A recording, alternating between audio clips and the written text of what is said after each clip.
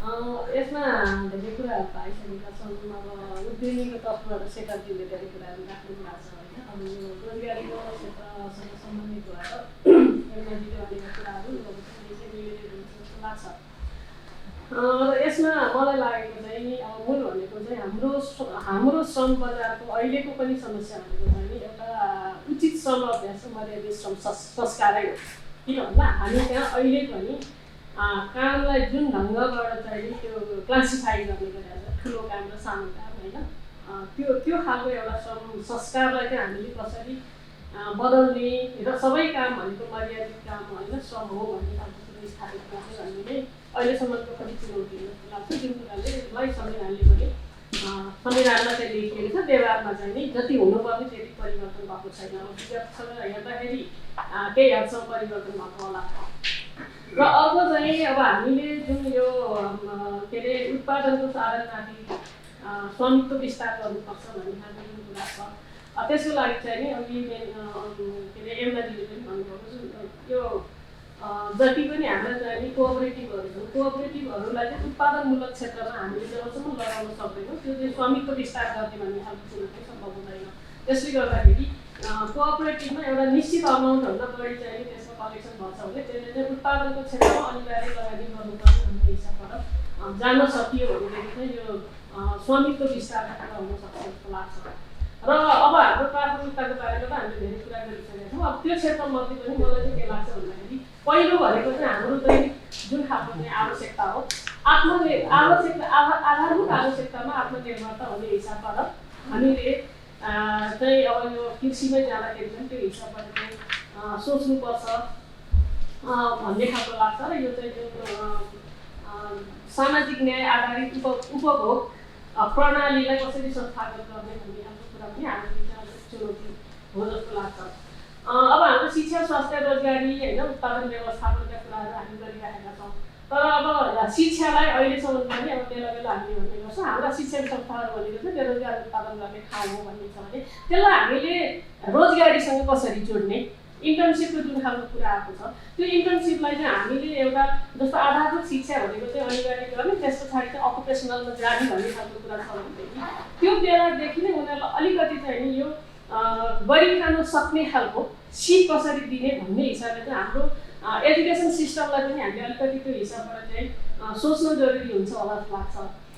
र अर्को चाहिँ अब यो स्वास्थ्यको कुरा हामी के गरिरहेका छौँ, स्वास्थ्यको हामीलाई हाम्रो एउटा संस्कारै पनि बनिसक्यो। अब त्यो अलिकति चाहिँ इमोसनले पनि होला, जतिखेर जे अगाडि आयो त्यसैमा चाहिँ हामीले बढी प्रायोरिटी दिने खालको कुरा अहिले आम रूपमा चाहिँ संसदभित्रकै कुरा गर्ने भने पनि अब अहिले हस्पिटल बनाउनुपर्छ भन्ने खालको कुरा। तर हस्पिटलभित्र काम गर्ने सक्षम मान्छे कसरी चाहिँ उत्पादन गर्ने र अनि त्यसपछि उनीहरूले मुलुकमा कसरी टिकाउने एउटा कुरा हो। अर्को कुरो भनेको हस्पिटलसम्म जानुभन्दा पनि पहिला अहिलेको अधिकांश ठाउँमा यो कोभिड-19 आइसके पछाडिको स्थितिमा मान्छेलाई चाहिँ नि त्यो के अरे भन्छ यो साइकोसोसियल काउन्सिलरसँग धेरै आवश्यक छ। तर हामीले स्वास्थ्य जनशक्तिको उत्पादन गर्ने खालको कुरामा त्यो कुरालाई चाहिँ नि हामीले कन्सिडर गर्छौँ कि गर्दैनौँ। र अहिले वडा तहबाट भन्नुहुन्छ भनेदेखि हामीलाई चाहिँ त्यो खालको काउन्सिलर चाहियो भन्ने खालका कुराहरू भएको छ। त्यसले गर्दा भोलिको दिनमा हामीले त्यसलाई पनि अब स्वास्थ्यसँग जोड्छौँ कि शिक्षाको पाटो पनि होला, त्यो चाहिँ नि एकदमै हामीले जोड दिनुपर्ने खालको कुरा हो। र अहिलेको स्थितिमा जसरी 50,000 हाम्रा चाहिँ महिला स्वास्थ्य स्वयंसेवीहरूले गाउँमा काम गरिरहेका छन्, त्यही हिसाबबाट हामीले त्यो गाउँमा त्यो परामर्शदाताहरूलाई पनि भोलिका दिनमा चाहिँ व्यवस्थित गर्नुपर्छ। किन भन्दा यो चाहिँ अहिले यो मात्रै महामारी होइन, अरू धेरै कुरामा काउन्सिलिङको चाहिँ आवश्यकता पर्ने खालका कुराहरू छन्। त्यसले गर्दाखेरि यो पक्षमा चाहिँ सोच्नु जरुरी हुन्छ भन्ने लाग्छ। र कृषिको कुरा भने अघि जुन भनिसक्नु हो, अहिलेसम्म पनि अब कृषिमा काम गर्ने चाहिँ बहुसङ्ख्यक महिलाहरू अनि कृषिसँग अलिकति प्राविधिक किसिमको तालिम दिनु पर्यो भनेदेखि चाहिँ तालिम लिने चाहिँ सबै पुरुषहरू अनि त्यस पछाडि त्यसको बिचमा पनि म्याचिङ कति भइरहेको छ भन्ने खालको कुरा छ। त्यसले गर्दाखेरि त्यो पाटोमा पनि कृषि क्षेत्रमा अध्ययन अनुसन्धानलाई बढाउनु पर्ने खालको कुरो एउटा छ। र त्यो अध्ययन अनुसन्धानमा संलग्न हुने जनशक्ति चाहिँ को हुने भन्ने खालको कुरामा पनि त्यो प्याटर्न पनि अब हामीले परिवर्तन गर्नुपर्ने खालको स्थिति चाहिँ छ भन्ने कुरो लाग्छ। र अर्को हालै अघि औद्योगिक क्षेत्रको चाहिँ पञ्जीकरणका जुन कुरा गर्नुभयो अहिलेको चाहिँ नि यो समस्याको सबभन्दा ठुलो देखिएको समस्या भने मलाई चाहिँ लाग्दाखेरिमा हामीले कानुनमा व्यवस्था गरेको जुन श्रम क्षेत्र श्रमिकको उद्यमशीलताको पञ्जीकरण गर्नुपर्छ स्थानीय तहमा भनेका छौँ त्यो कुरो हामीले कहिले पनि सुरुवात गरेका छैनौँ। त्यसले गर्दा अस्ति तपाईँहरूको मिडियाले चाहिँ एकदम चाहिँ होइन 10 दिनदेखि 15 दिनसम्म होइन मान्छेहरू चाहिँ हिँडेर आफ्नो ठाउँमा जानुपर्ने खालका कुराहरू किन भयो त भन्दाखेरि हामीले जुन खालको रिलिफ प्याकेजको कुरा गऱ्यौँ त्यो दिनको लागि चाहिँ हामीसँग केही पनि आधारै भयो। अनि बिना आधार दिँदाखेरि भोलि अख्तियारले समाउने अनि आधार खोज्दाखेरि उनीहरूसँग कहीँ पनि रजिस्ट्रेसन पनि छैन केही पनि छैन। त्यो कुरा चाहिँ हाम्रो कानुनले नै पनि स्थानीय तहमा त्यहाँ भएका उद्योगहरू के छन् त्यहाँका व्यवसायहरू के छन् त्यो ठाउँमा कति श्रमिक काम गर्छन् स्थानीय तहकै कति श्रमिक छन् अनौपचारिक क्षेत्रमा कहाँ के काम गर्छन् यो सबै रेकर्ड राख्नुपर्छ भनेर त हामीले व्यवस्था गरेका छौँ तर व्यवस्था मात्रै गरेका छौँ काम गरेका छैनौँ। त्यसले गर्दाखेरि हामीले भोलिको दिनलाई पनि हेर्ने भने त्यो विषयमा चाहिँ हामीले जोड दिनुपर्ने जरुरी छ। हिजोको नीति कार्यक्रममा नि यो विषय चाहिँ छुटेको छ भन्ने मलाई लाग्छ। त्यसले गर्दाखेरि अब अरू चाहिँ नि जुन नीति कार्यक्रम हामीले बनाएका छौँ अब त्यो चाहिँ उद्योगी र होइन श्रमिकको बिचमा पनि सहमतिमा बनाइएका नीति र कार्यक्रमहरूलाई चाहिँ हामी सबैले रेस्पेक्ट गर्नुपर्छ त्यसलाई कार्यान्वयन गरेर जानुपर्छ भन्ने खालको कुरो चाहिँ मैले राख्न चाहेँ। अब रोजगारीको प्राथमिकतामा कृषि वन होइन अब यो भौतिक पूर्वाधार ऊर्जा सेवाका कुराहरू जुन खालका छन् अब यी कुराहरूमा पनि मूल रूपमा भनेको हामीले अहिले पनि कुरा आयो जस्तो ऊर्जा हामीसँग अहिले विद्युत उत्पादन भएको छ तर त्यो विद्युत उत्पादन भएको कुरोलाई खपत गर्नको लागि हामीले कम्तीमा पनि इन्धनलाई प्रतिस्थापन गर्ने हिसाबले हाम्रो चुलोमा मात्रै पनि त्यसलाई प्रतिस्थापन गरौँ न। अस्ति हाम्रो चाहिँ समितिमा अलिकति पहिला छलफल भएको थियो यो सङ्कट आउनुभन्दा नेपाल नछिर्दैखेरिमा अनि त्यतिखेर चाहिँ अब यतिखेर चाहिँ इन्डक्सन चुलोलाई हामीले प्रमोट गरौँ न त भन्दाखेरि जवाब चाहिँ भनेको 6000 इन्डक्सन चुलो हाम्रो स्टकमा छ भन्ने आयो। नेपालभरिमा त्यसलाई चाहिँ प्रतिस्थापन गरौँ ग्यासलाई चाहिँ हामीले पर्मानेन्टली त्यसलाई प्रतिस्थापन गर्ने एउटा अवसर पनि हो भन्दाखेरिमा अब 6000 चुलो देखाउने खालको कुरा हो त्यो त अलिकति सकियो। तर त्यसलाई चाहिँ अब आगामी दिनमा हामीले चाहिँ कति प्रतिशत जनताको बिचमा चाहिँ हामीले त्यो जुन अहिले चाहिँ गाउँ गाउँमा पनि आयात गरिएको ग्यासलाई प्रयोग गर्ने ठाउँमा त्यस्तो खालको चाहिँ हाम्रो आफ्नो लोकल इन्धनलाई चाहिँ प्रयोग गर्ने त्यसपछि अब ट्रान्सपोर्टेसनमा पनि अब त्यसलाई चाहिँ हामीले त्यो हाम्रो चाहिँ ऊर्जालाई नै कसरी प्रयोग गर्ने भन्ने खालका कुराहरू चाहिँ त्यसलाई चाहिँ नि यो हिसाबले चाहिँ यो अवसर हो भन्ने लाग्छ। त्यसपछि अर्को चाहिँ नि अब यो भ्रष्टाचार नियन्त्रणको कुरो धेरै गर्छौँ।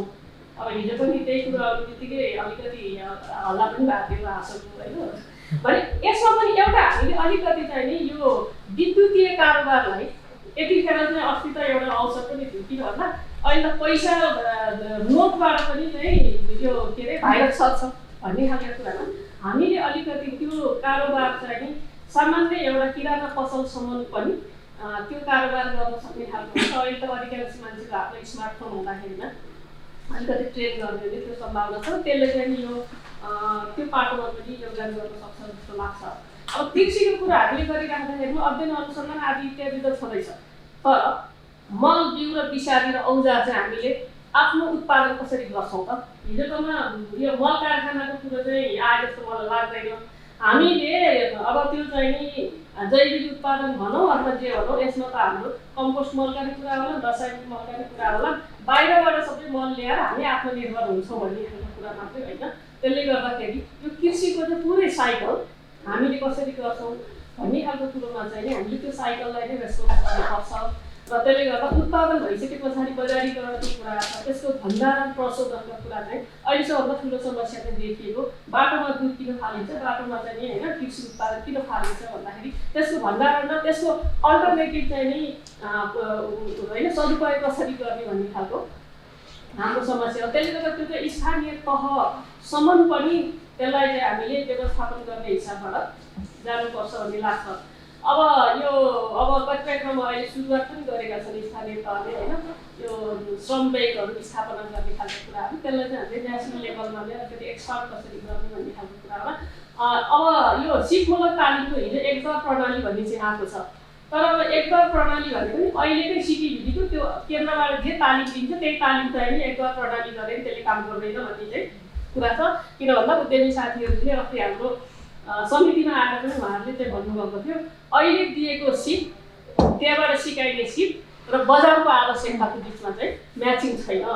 त्यसले गर्दाखेरि बरु त्यसलाई अलिकति चाहिँ हामीले उद्योग व्यवसायसँग नै अलिकति टाइअप गरेर जाने हो भनेदेखि चाहिँ त्यसमा सर्टेन पर्सेन्टेज गभर्मेन्टले चाहिँ नि लगानी गरोस् अनि त्यस पछाडि सर्टेन पर्सेन्टेज चाहिँ नि जो उद्यमी हो उद्यमीहरूले आफ्नै लगानीमा पनि बजार आधारित जनशक्ति उत्पादनको हिसाबले चाहिँ यो अप्रेन्टिससिप मोडेलमा चाहिँ जानुपर्छ र उनीहरूलाई त्यही ठाउँमा लगेर चाहिँ काम गराइन्छ। त्यसमा चाहिँ निश्चित अवधि काम गरिसके पछाडि त्यही नै श्रमशक्तिको हिसाबले पनि काम गर्छ।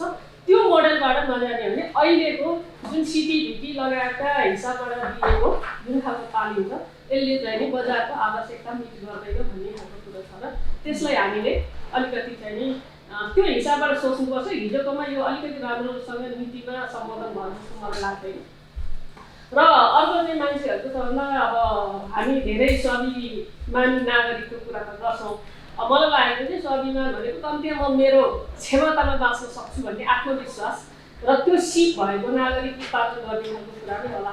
त्यसले गर्दाखेरि जस्तो स्थानीय स्रोत साधन त्यसपछि परम्परागत जुन खालका सिप छन् त्यसलाई व्यवसायीकरण कसरी गर्ने होइन त्यसपछि कम्ती गरिखान सक्ने उमेरका मान्छे चाहिँ म गरिखान सक्छु म होइन भन्ने खालको चाहिँ स्थिति सिर्जना गर्नु पर्यो। यो प्रवासमा जुन खालको चाहिँ लिएर होइन हामीलाई कुरा गरिरहेको छौँ प्रवासमा गएका साथीहरूले एउटा कुरा त्यहाँ चाहिँ सिकेका छन् त्यो भनेको चाहिँ वर्क कल्चर हो।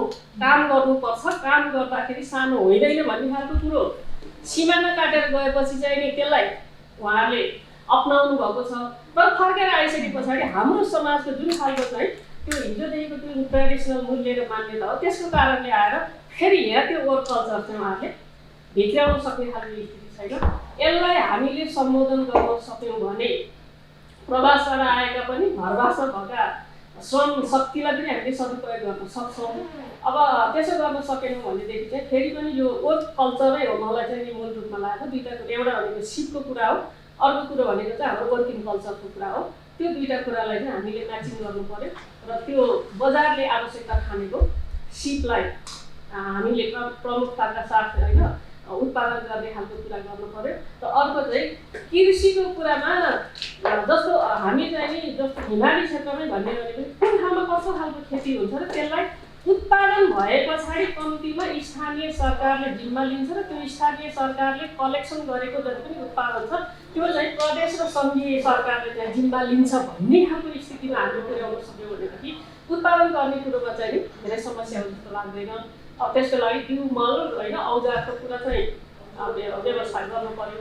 र अब हिजो आएको एउटा राम्रो कुरा चाहिँ त्यो हामीले समितिले पहिलादेखि उठाउँदै थियौँ कुनै पनि वस्तुको के अरे त्यो उत्पादन गर्नुभन्दा कृषि उत्पादन गर्नुभन्दा पहिला नै मूल्य निर्धारण गर्ने भन्ने चाहिँ अहिले राम्रो कुरो आएको छ।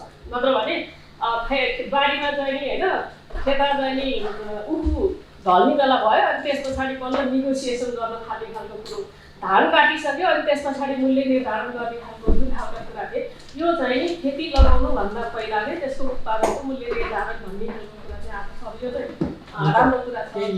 होइन म एउटा साइकलमा पनि मैले भन्छु अब यो चाहिँ उत्पादनको कुरो भनेको उत्पादन भन्दा पनि अहिलेको ठुलो समस्या उत्पादनलाई हामीले प्रशोधन भण्डारण र बजारीकरणलाई कसरी त्यसलाई त्यो साइकल कम्प्लिट गर्छौँ र मैले गरेको होइन उत्पादन खेर जाँदैन र त्यो चाहिँ नि मैले मूल्य पाउँछु भन्ने खालको सुनिश्चितता गर्ने हो। र यो चाहिँ नि यो आज जीविकोपार्जनको खेती होइन त्यसलाई चाहिँ कमर्सियलाइज गर्ने हिसाबबाट नै हामीले चाहिँ थोरै नै भए पनि त्यसको जिम्मा चाहिँ नि स्थानीयदेखि माथिसम्म सरकारले चाहिँ लिन्छ है भन्ने विश्वास हामीले कृषि क्षेत्रमा लाग्ने जनशक्तिलाई दिन सक्ने भनेदेखि जनशक्ति खपत हुन सक्छ भन्ने नै लाग्छ। र अहिले यो उत्पादन जुन चाहिँ नि पुनः के भन्छ पूर्वाधार निर्माणको खालको क्षेत्रमै पनि बाहिरबाट आउने धेरै साथीहरू त्यसमा दक्ष हुनुहुन्छ। त्यसलाई हामीले कसरी चाहिँ मोबिलाइज गर्छौँ र कसरी उहाँहरूलाई चाहिँ ठिक शक्ति होइन क्षमता लिएर आएको सिप लिएर आएकोलाई ठिक ठाउँमा कसरी पुर्याउँछौँ भन्नेमा चाहिँ अलिक बढी क्रियाकारी गर्नु पर्ला जस्तो लाग्छ।